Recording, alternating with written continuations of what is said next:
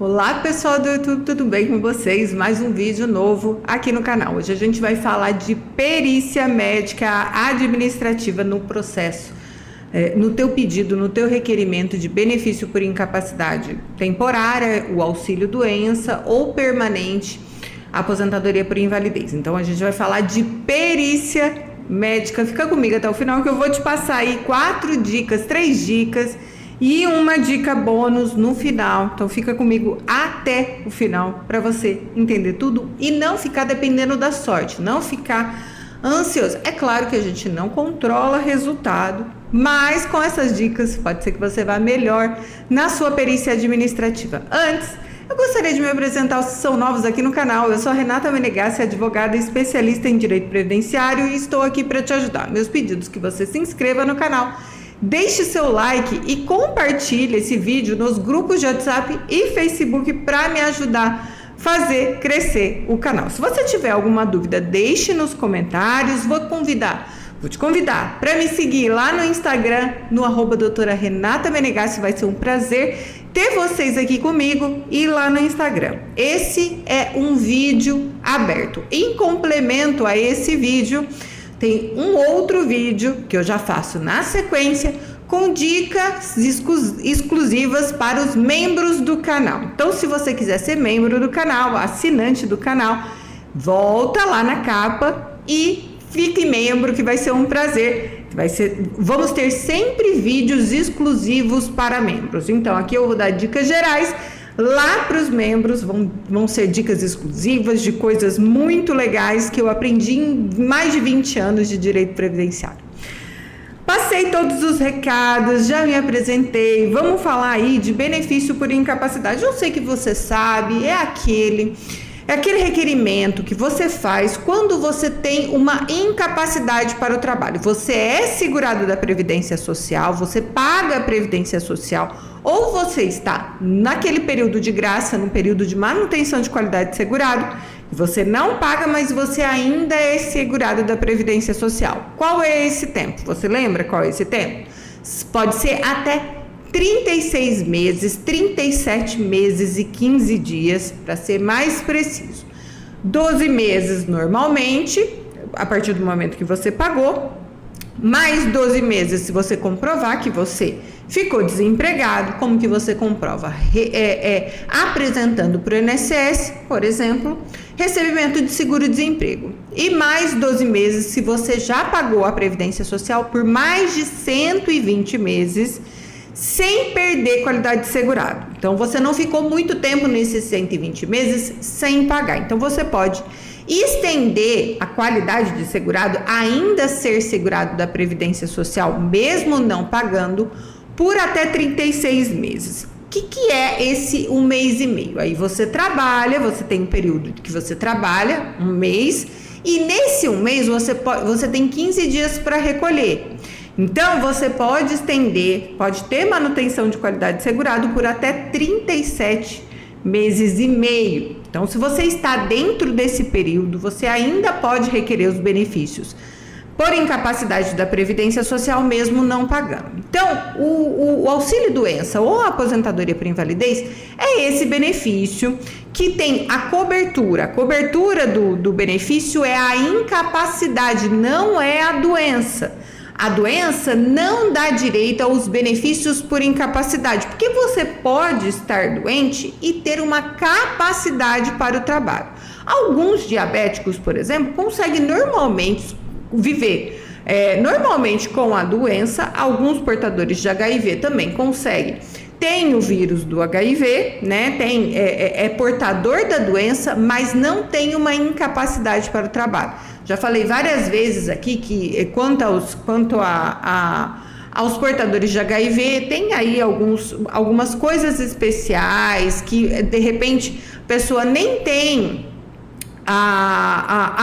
nem está desenvolvendo as doenças e pode requerer o benefício por incapacidade, mas isso é tema para outro vídeo, tá? Só um exemplo de que a cobertura para os benefícios por incapacidade não é a existência de uma doença, é a existência de uma incapacidade. Então, você foi lá, ligou para o INSS, no 135, fez um requerimento de benefício por incapacidade, você de repente até conseguiu se afastar algum período por análise documental, que é aquela perícia remota, e aí, em determinado momento, você precisou passar por perícia presencial. Se você está requerendo aposentadoria por invalidez, é obrigatório. Se você vai requerer um auxílio acidente, é obrigatório.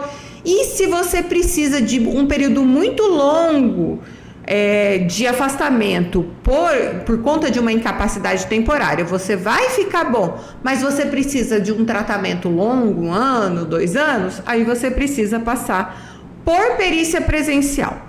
As 3 principais dicas que eu posso dar para vocês quanto à perícia médica administrativa do INSS a primeira, quanto à documentação. A tua documentação tem que estar em ordem organizada. O atestado médico ele tem que estar de acordo com o que prevê a portaria. Tem vídeo aqui no canal falando sobre isso. Por esse vídeo não ficar muito longo, não vou repetir aí os requisitos, mas está legível, ter o seu nome, prazo do afastamento, CID, assinatura do médico, não estar rasurado. Então, tem os requisitos que você tem que preencher e o atestado médico ele tem que estar de acordo com os requisitos que estão previstos na portaria do INSS.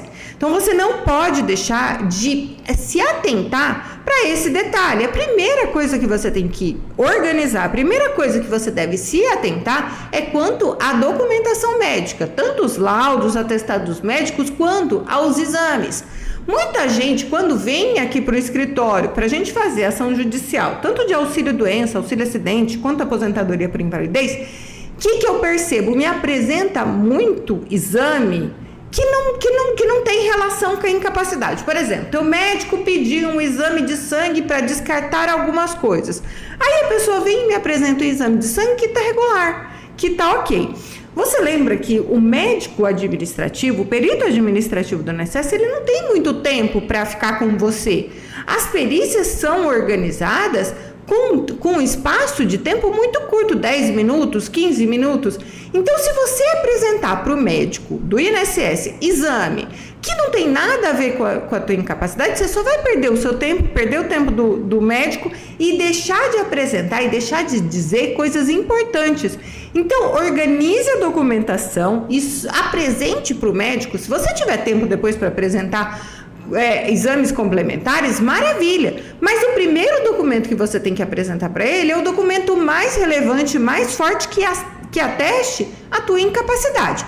Então, se organize com essa questão dos documentos, é a primeira dica que eu preciso te dar. A segunda dica fale da sua incapacidade para o trabalho, não fale da sua doença.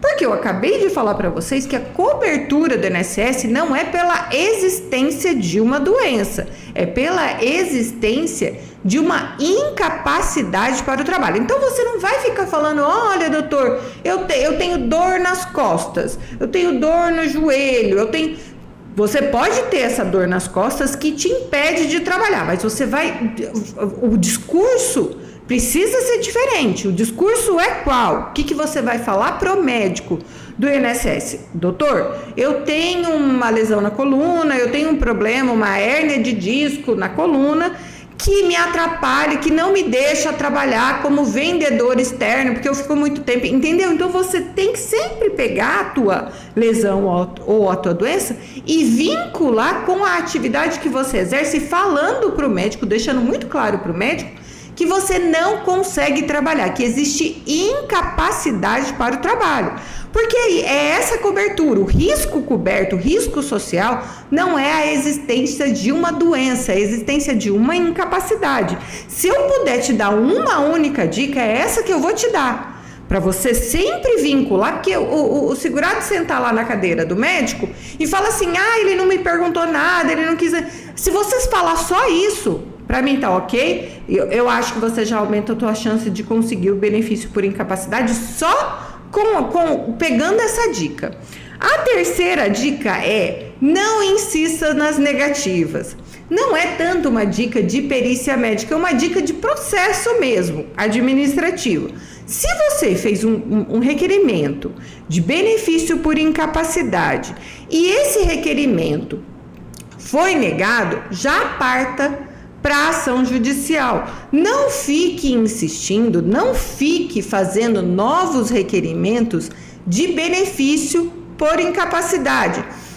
Porque o que acontece? O médico, normalmente, o que ele faz? Na grande maioria das vezes, o médico olha o laudo do médico anterior, do perito do INSS anterior, e normalmente ele mantém a mesma decisão do médico anterior. Então, se realmente você já enfrentou uma negativa, saiba que o médico da segunda perícia, que você só está insistindo, vai olhar essa perícia médica e vai olhar lá as razões porque o médico anterior indeferiu o teu benefício e provavelmente ele vai manter essa decisão. Então, se você já começou, na primeira negativa do INSS, já procure um advogado especialista em Previdência Social para fazer ação judicial. Se você precisar da minha ajuda, existe um link na descrição do vídeo para agendamento de consulta, a gente consegue te ajudar. Então, não insista nas negativas, já parta para a ação judicial. E a dica bônus é uma dica que eu gosto muito de dar para os meus clientes aqui no escritório. Na plataforma do meu INSS, tem lá, você passou por uma perícia administrativa, você foi lá na Previdência Social. Então, dentro da plataforma do meu INSS tem um link, você vai lá no site do meuinss.gov.br e vai entrar lá com o seu CPF e com a sua senha. Dentro lá do site do meu INSS tem um link que está escrito laudos médicos. Nesses laudos médicos você clica lá, em 48 horas depois, o INSS vai disponibilizar o que o médico falou de você na perícia anterior. Para quê? Para você se preparar para a próxima.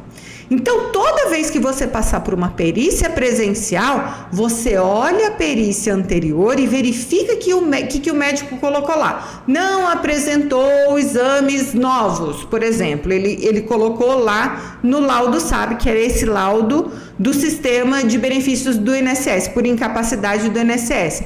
Então, quando você tem acesso a esse laudo, a esse documento médico do INSS, você já consegue se organizar para a próxima perícia. Se você não conseguiu o laudo que na perícia anterior estava pedindo, ou o exame que estava pedindo, você fala para o médico: doutor, olha, eu sei que eu precisaria de exames novos, mas eu estou agendado para o SUS, entendeu? Então, você já justifica aquilo que o médico anterior estaria te pedindo, porque na grande maioria das vezes o médico anterior já coloca um indício de como vai caminhar teu processo, qual o documento que ele quer, e os segurados não se atentam para isso, não olham para isso.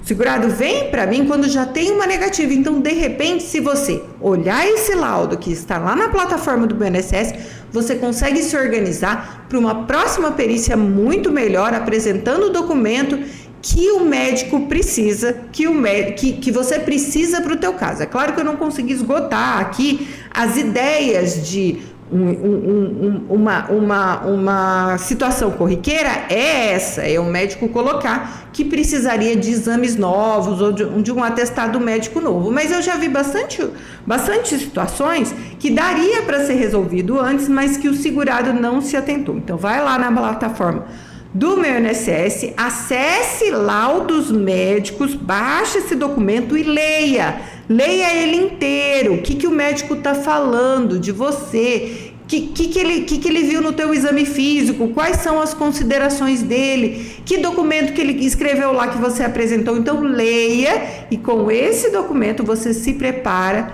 para uma próxima perícia.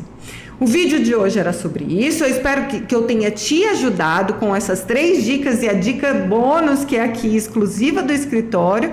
Se você tiver alguma dúvida, deixe nos comentários. Vou convidá-los novamente para, se você se interessar, se inscrever lá na plataforma de membros, que vai ser um prazer tê-los lá na plataforma de membros. Eu agradeço demais vocês terem ficado comigo nesse vídeo até o final. Eu espero vê-los no próximo vídeo, nos comentários e lá no meu Instagram.